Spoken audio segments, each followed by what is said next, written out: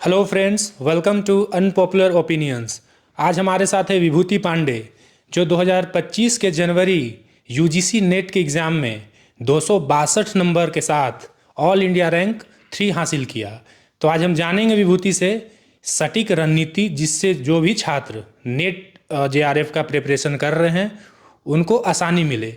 तो विभूति, पहले तो ये बताओ कि नेट जेआरएफ का फ़ायदा क्या है? अगर कोई नेट जेआरएफ क्रैक भी कर ले तो उससे क्या फ़ायदा होगा आगे? सबसे पहले तो थैंक यू पीयूष इनवाइट करने के लिए। नेट जेआरएफ के बारे में जैसे हम लोग जानते हैं ना कि 3 कट ऑफ्स निकलती हैं उसकी। पहला कट ऑफ पीएचडी के लिए, तो जिसने पीएचडी वाला कट ऑफ क्लियर किया उसे पीएचडी में एडमिशन मिल जाएगा। सेकंड कट ऑफ जो होता है वो होता है नेट के लिए। आप पीएचडी में तो एडमिशन ले ही सकते हैं, साथ ही साथ आप असिस्टेंट प्रोफेसर बनने के लिए एलिजिबल हो जाते हैं। बहुत सारी state public service commission examination conduct करती है असिस्टेंट प्रोफेसर के लिए, तो उसके लिए एलिजिबिलिटी क्राइटेरिया होता है कि आपको नेट क्वालिफाइड होना चाहिए। तो थर्ड होता है जेआरएफ। आप पीएचडी में एडमिशन ले सकते हैं, आप असिस्टेंट प्रोफेसर के लिए एलिजिबल हो गए, साथ ही साथ आपको स्टाइपेंड मिलेगी फॉर डूइंग पीएचडी। पहले 2 साल होता है जेआरएफ यानी जूनियर रिसर्च फेलोशिप, जिसमें अराउंड 40,000 के आसपास मिलता है। फिर 2 सालों के बाद आप प्रमोट होते हैं सीनियर रिसर्च फेलोशिप में, जिसमें अराउंड 50,000 मिलता है, जो स्टूडेंट्स के लिए ऑफकोर्स फाइनेंशियल हेल्प मिल जाती है। तो ये एडवांटेजेस है। तो एकेडमिक डिस्टिंक्शन है। अपार्ट फ्रॉम डैट आप असिस्टेंट प्रोफेसर के लिए एलिजिबल होते हैं और साथ ही साथ आपको स्कॉलरशिप मिलती है। ये मतलब एडवांटेजेस जॉब का मजा आप पढ़ते पढ़ते भी ले सकते हैं। बिल्कुल ले सकते हैं। ठीक, आपका ये फर्स्ट अटेम्प्ट था या फिर? हाँ, ये मेरा यूजीसी नेट में फर्स्ट अटेम्प्ट था। Political science honours. Political science honours से। तो क्या इसका सही, इसमें 2 पेपर होते हैं, paper 1 paper 2? Paper 1 paper 2 2 papers. क्या रणनीति अपनाया जाए जिससे किसी भी छात्र को मदद मिले? 262 नंबर तो बहुत होता है।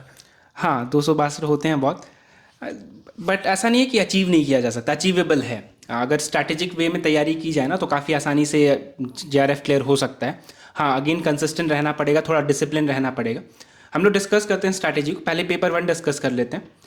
तो पेपर 1 के लिए मैंने पियर्सन पब्लिकेशन की एक बुक आती है जो पेपर 1 का कवरेज देता है, क्योंकि पेपर 1 में 10 यूनिट्स हैं। एनवायरनमेंट है, रिसर्च है, एजुकेशन है, डीआई है, मैथमेटिक्स है, रीजनिंग है। तो उसके लिए मैंने पियर्सन की बुक यूज़ की थी। उसके अलावा पीवाईक्यूज़ बहुत हेल्पफुल रहने वाले हैं, बिकॉज क्वेश्चंस रिपीट नहीं होते, थीम्स रिपीट होती हैं। साथ ही साथ यूट्यूब पे बहुत सारे यूट्यूब चैनल्स जो फ्री इनिशिएटिव लेते हैं, जैसे टेक्स्ट बुक हो गया, अनअकैडमी हो गया, तो इनके मैराथन सेशंस आते हैं 5-6 घंटे के, स्पेशली जब एग्जाम्स नज़दीक आते हैं। तो उन मैराथन सेशंस का करने का सबसे बड़ा बेनिफिट है कि कॉम्प्रिहेंसिव रिवीजन हो जाता है। एक साथ सारे टॉपिक्स रिवाइज हो रहे हैं, वो पीवाईक्यूज़ को इंक्लूड करते हैं, सेम पैटर्न पे क्वेश्चंस देते हैं, तो इससे पेपर 1 कवर हो जाता है। पेपर 2 जो होता है वो सब्जेक्ट स्पेसिफिक होता है। जैसे मैंने पॉलिटिकल साइंस से दिया था तो मेरा पॉलिटिकल साइंस स्पेसिफिक था, उसमें भी 10 यूनिट्स हैं। तो उन 10 यूनिट्स को तैयार करने के लिए पहली चीज़ तो ये समझना होगा ना कि 10 यूनिट्स हैं और 100 क्वेश्चन है, तो ऐसा नहीं कि हर यूनिट से 10 क्वेश्चन आने वाले हैं। कुछ यूनिट्स इंपॉर्टेंट होते हैं, जैसे Indian political thought, Indian foreign policy, वहाँ से क्वेश्चन ज़्यादा आते हैं, तो उन एरियाज़ पे फोकस करना है। बट अब पता कैसे चले कि किन टॉपिक्स पे ज़्यादा फोकस करना है, किन टॉपिक्स पे कम फोकस करना है? तो उसके लिए सबसे बढ़िया स्ट्रैटेजी है पीवाईक्यूज़। एनालाइज करिए पीवाईक्यू को। 10 साल का पैटर्न हो पाए, अगर 10 साल नहीं हो पा रहे तो एटलीस्ट 10 पेपर्स, क्योंकि साल में 2 बार यूजीसी कंडक्ट करती है, तो 5 साल के भी पेपर हो ना, तो इट इज़ इनफ। और कितना पेपर 1 में कितना मार्क्स था? पेपर 1 में मेरे 41 करेक्ट थे। Out of 50? 40 करेक्ट था आउट ऑफ 50, एंड पेपर 2 में 91 करेक्ट है out of 91 out of 100? 91 out of 100। Good marks. तो पेपर 1 में बेसिकली एक पीवाईक्यू अहम भूमिका निभाती है। बिल्कुल। इसके बाद सिलेबस, और ऐसा भी उसमें तो सारे यूनिट से लगभग, उसमें सारे यूनिट से 5-5 क्वेश्चन आते हैं। 10 यूनिट्स हैं, 5-5 क्वेश्चन, टोटल 50 क्वेश्चन। और पेपर 2 का क्या रणनीति होना चाहिए? मेन पेपर तो अपना पेपर 2 ही है। पेपर 2 के लिए अगेन पीवाईक्यूज एनालाइज कीजिए, बिकॉज उससे आपको पता चलेगा कि कौन से टॉपिक से क्वेश्चन ज़्यादा आ रहा है। जैसे मैंने पहले कहा ना कि सारे टॉपिक से इक्वल नंबर ऑफ क्वेश्चन नहीं आ रहे हैं, तो पहले तो पीवाईक्यूज कीजिए, क्योंकि क्वेश्चन रिपीट होते हैं। ऐसा है ना कि अगर 4 ऑप्शन दिए तो एक करेक्ट ऑप्शन है, 3 इनकरेक्ट ऑप्शन है, तो जो 3 इनकरेक्ट ऑप्शन है ना, वो नेक्स्ट ईयर का क्वेश्चन बन सकता है। मतलब 100 क्वेश्चन सोल्व करने के साथ अब 400 क्वेश्चन सोल्व। बिल्कुल बिल्कुल। तो यूजीसी नेट का सबसे बड़ा एडवांटेज कह लीजिए ये है कि पीवाईक्यूज रिपीट होते हैं, ऑप्शन से रिपीट होंगे, कुछ क्वेश्चन तो डायरेक्ट रिपीट हो जाते हैं। तो पीवाईक्यूज करना इज़ मस्ट, मतलब उसके बिना आप जेआरएफ क्लियर करना चाहते हैं तो राह बड़ी मुश्किल है आपकी। तो राह आसान करने के लिए पीवाईक्यू सबसे आसान तरीका है। तो ऐसा ही बोल सकते हैं कि अगर कोई स्टूडेंट सिर्फ पीवाईक्यू 10 साल का विथ ऑप्शंस एनालाइज करके चला जाए अच्छे से, तो जेआरएफ नहीं, सिर्फ अगर पीवाईक्यू भी करे तो नेट तो निकल जाएगा। बिल्कुल निकलने के चांसेस है, very high probability. Assistant professor वो बन सकता है पीवाईक्यू? बिल्कुल हाई प्रोबेबिलिटी है, हाई प्रोबेबिलिटी है, बिकॉज क्वेश्चंस काफ़ी हद तक रिपीट होते हैं। और जेआरए नेट और जेआरए में लगभग 20 to 25 मार्क्स का डिफरेंस होता है। तो वो तो कुछ करना पड़ेगा, तो उसके लिए बिल्कुल क्या करना पड़ेगा। तो पीवाईक्यूज तो एक बेसिक मिनिमम रिक्वायरमेंट है जो करना ही है, उसका कोई सब्सटीट्यूट नहीं है। उसके अलावा कुछ कुछ सोर्सेज हैं जो फॉलो करना चाहिए। लाइक इंडियन पॉलिटिकल थॉट के लिए एक ओपी गौबा की बुक आती है, बड़ी पतली सी बुक है, बट सबसे बड़ा एडवांटेज है कि उसमें इंडियन पॉलिटिकल थॉट के जितने भी थिंकर्स हैं सिलेबस में मेंशन ऑलमोस्ट सारे कवर्ड है, और 2 से 3 पेजेस, एक थिंकर पे बस 2 से 3 पेजेस हैं। तो उनकी लाइफ के जितने इंपॉर्टेंट इवेंट्स हैं या जितने इंपॉर्टेंट बुक्स उन्होंने लिखे हैं वो सारी उस बुक्स में मेंशन्ड है, तो वो पढ़ा जा सकता है। सेकंड, यूजीसी नेट में पॉलिटिकल साइंस में एक ट्रेंड रहा है ना कि वो क्रोनोलॉजी बेस्ड क्वेश्चंस बहुत पूछते हैं। बिल्कुल क्रोनोलॉजी बेस्ड क्वेश्चंस पूछते हैं, आर्टिकल्स डायरेक्ट पूछते हैं। जैसे मुझे याद है मेरे टाइम उन्होंने पूछा था कि पब्लिक एम्प्लॉयमेंट से रिलेटेड कौन सा फंडामेंटल राइट है, आर्टिकल 16। तो लक्ष्मीकांत की जो बुक है वो पूरी बुक नहीं पढ़नी है, मतलब बहुत लोग लक्ष्मीकांत पूरा लेकर पढ़ने बैठ जाते हैं। आप यूपीएससी और जेपीएससी का प्रीलिम्स नहीं दे रहे हो ना, तो आपको ये समझना होगा कि आप यूजीसी नेट का एग्जाम देने जा रहे हो, इसलिए वो लक्ष्मीकांत उतनी मोटी बुक है ना, उसको देख के डरना नहीं है, क्योंकि पूरी लक्ष्मीकांत पढ़नी ही नहीं है। पढ़ना बस उसका लास्ट पोर्शन है जहाँ अपेंडिक्स शुरू होता है, जहाँ उन्होंने बहुत अच्छे से दी हुई है क्रोनोलॉजी, प्रेसिडेंट की, वाइस प्रेसिडेंट की, प्राइम मिनिस्टर की, कैग की, इलेक्शन कमीशन ऑफ इंडिया की, तो वो क्रोनोलॉजी पढ़नी है। उसके अलावा एक और चीज़ पढ़ना, article 1 to article 395, because direct articles पूछे जा रहे हैं और इंडियन पॉलिटी का वेटेज काफ़ी ज़्यादा है, तो ये पोर्शंस कवर करना इंपॉर्टेंट हो जाता है। तो ये पॉलिटी सेक्शन हो गया, और आईआर का सेक्शन। बिल्कुल, आईआर का सेक्शन के लिए उसमें भी क्योंकि बहुत सारे क्वेश्चन रहता है, बहुत सारे क्वेश्चन हैं। तो उसके लिए क्या करना चाहिए?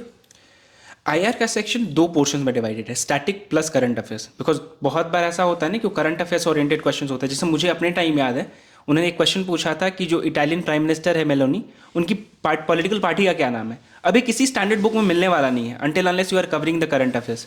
तो करंट अफेयर्स तो आप छोड़ नहीं सकते हैं। और करंट अफेयर्स का एक बहुत अच्छा सोर्स है फर्स्ट पोस्ट न्यूज़ चैनल। पालकी शर्मा का एक शो आता है फर्स्ट पोस्ट पे, वेंटेज, 1 घंटे का ऑलमोस्ट शो होता है। तो उसको कवर करने से आपके करंट अफेयर्स तो कवर हो ही है ना, बट एक एडवांटेज है कि पालकी शर्मा का जो शो है ना वेंटेज, उसमें वो बैकग्राउंड बड़ा अच्छा देती हैं। फॉर एग्जाम्पल अभी यूएस ने अटैक किया वेनेजुएला पे और प्रेसिडेंट मदुरो को किडनैप कर लिया, तो सिर्फ वो ये तो कवर हो ही रहा है उस वेंटेज के प्रोग्राम में, वो बैकग्राउंड भी दे रहे हैं कि इतना कन्फ्लिक्चुअल रिलेशनशिप क्यों है यूएस और वेनेजुएला के बीच में, what is the reason behind it. For example अभी ईरान में प्रोटेस्ट हो रहे हैं, तो ईरानियन रिवोल्यूशन से लेके आज तक की सिचुएशंस पे एक बड़ा अच्छा वीडियो आ गया है अराउंड 8 to 10 मिनट्स का वेंटेज के थ्रू। तो आपको वेंटेज को कवर करने का एक सबसे मेजर एडवांटेज है कि करंट अफेयर्स के साथ साथ आपको बेसिक और बैकग्राउंड में मिल जा रहा है, तो it is a good source for current affairs. Static portion के लिए आप किसी भी कोचिंग मटेरियल का यूज़ कर सकते हैं। उसके अलावा एक 12th की एनसीईआरटी बुक है कंटेम्प्रेरी वर्ल्ड पॉलिटिक्स, उसमें भी बेसिक्स काफ़ी अच्छे से कवर हैं जो हेल्पफुल रहेगी एग्जाम के लिए। और बहुत स्टूडेंट्स पूछते हैं कि एक शुभ्रा रंजन मैम का नोट्स आती है, तो वो कितना इफेक्टिव है इसके लिए? कॉन्सेप्चुअल क्लैरिटी के लिए शुभ्रा रंजन के नोट्स एक्चुअली में काफ़ी इफेक्टिव हैं, बिकॉज उनके जो नोट्स होते हैं ना बहुत ही वाइब्रेंट नोट्स हैं। It is very good to clear your concepts. तो बहुत बार ऐसा होता है कि यूजीसी नेट जो ट्रेंड होता है ना कॉन्सेप्चुअल क्वेश्चंस की तरफ होते हैं, और अनटिल अनलेस बहुत बार ऐसा हो रहा है, जैसे इस बार का जो जनवरी में अभी एग्जाम हुआ उसमें भी बहुत लोगों ने बोला कि बहुत सारे फैक्चुअल क्वेश्चन आते हैं, ये इट्स अ फैक्ट। इस बार थोड़ा ज़्यादा आ गए थे, बट हर बार वो 8 to 10 क्वेश्चन ऐसे रहेंगे ना जो बाउंसर्स लगेंगे, आइडिया ही नहीं मिलेगा क्वेश्चन आया कहाँ से। तो वो सबके लिए बाउंसर्स है, ये समझने की बात है। कॉम्पिटेटिव एग्जाम है तो आपको एक कंपैरेटिव एडवांटेज चाहिए। कंपैरेटिव एडवांटेज कहाँ मिलेगी? जब जहाँ सारे लोग सही कर रहे हैं क्वेश्चंस, वो क्वेश्चंस आपको गलत नहीं करने हैं, यानी आपके बेसिक्स क्लियर होने चाहिए। तो शुभ्रा रंजन मैम के notes is very good source for clearing the basic concepts. और करेंट अफेयर्स बेसिकली सिर्फ आईआर के सेक्शन के लिए ही एप्लीकेबल है, बाकी तो हाँ, यूजीसी नेट में आईआर के अलावा बाकी पॉलिटी वगैरह से करंट अफेयर्स बहुत रेयर ही होते हैं। बाकी तो स्टैटिक है, अलग से स्टैटिक है मोस्टली। आईआर और इंडियन फॉरेन पॉलिसी में, इंडियन फॉरेन पॉलिसी, हाँ वो करंट अफेयर्स ओरिएंटेड है। और ओवरऑल आपका सोर्स क्या रहा है पेपर 2 के लिए? पेपर 2 के लिए जैसे मैंने बताया, एक तो ओपी गौबा की इंडियन पॉलिटिकल थॉट बड़ी अच्छी बुक है। करंट अफेयर्स के लिए वेंटेज एक सोर्स रहा था। उसके अलावा बहुत बार वो ऑथर्स और बुक्स पूछते हैं, तो ऑथर्स बुक्स के लिए सबसे बेस्ट सोर्स जो मुझे लगा, जो मैंने फॉलो किया, कि इग्नू की जो बुक है बुक नहीं पढ़नी है। रीडिंग रिकमेंडेशंस हर बुक के एंड में होते हैं जो अराउंड 3-4 पेजेस के होते हैं। रीडिंग रिकमेंडेशंस में ऑथर्स के नेम होते हैं और बुक्स के नेम होते हैं, बस वो पढ़ना है। 3 to 4 पेजेस हर बुक में होते हैं, वो हेल्पफुल रहेगा। प्लस में पब्लिक एडमिनिस्ट्रेशन के लिए एक एम लक्ष्मीकांत की बुक है, वो भी अगेन बहुत बल्कि बुक है, पढ़ना सारा नहीं है, मुश्किल से 40 to 50 पेजेस पढ़ने हैं, उसमें भी बहुत सिलेक्टिव। तो पब्लिक एडमिनिस्ट्रेशन वहाँ से कवर हो जाएगा।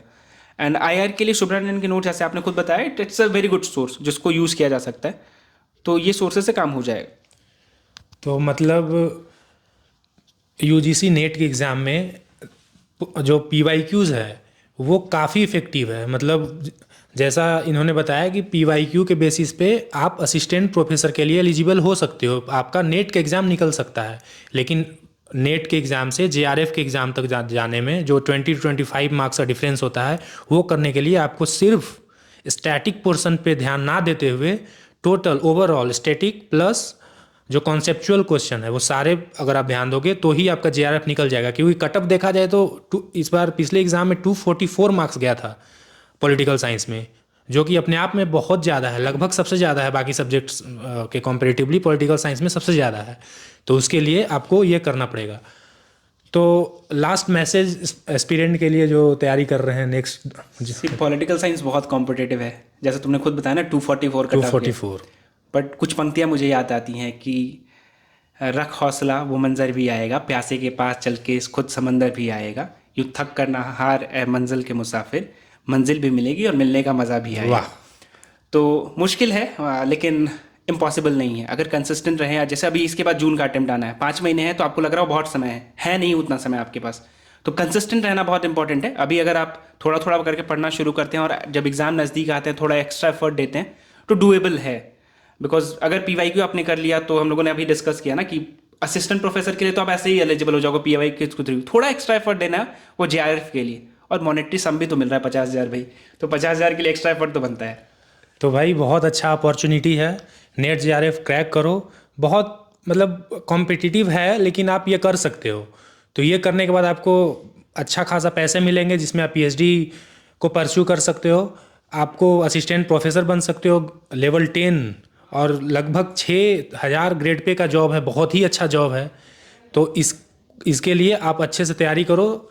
2026 में जून के पेपर में अगली बार आपका एक सीट पक्का होना चाहिए। धन्यवाद दोस्तों देखने के लिए। और आगे कोई भी UGC नेट JRF के एग्ज़ाम से रिलेटेड कोई भी अगर क्वेरी रहेगी तो आप कमेंट बॉक्स में कमेंट्स करें, आपको जवाब दी जाएगी। धन्यवाद दोस्तों। Thank you.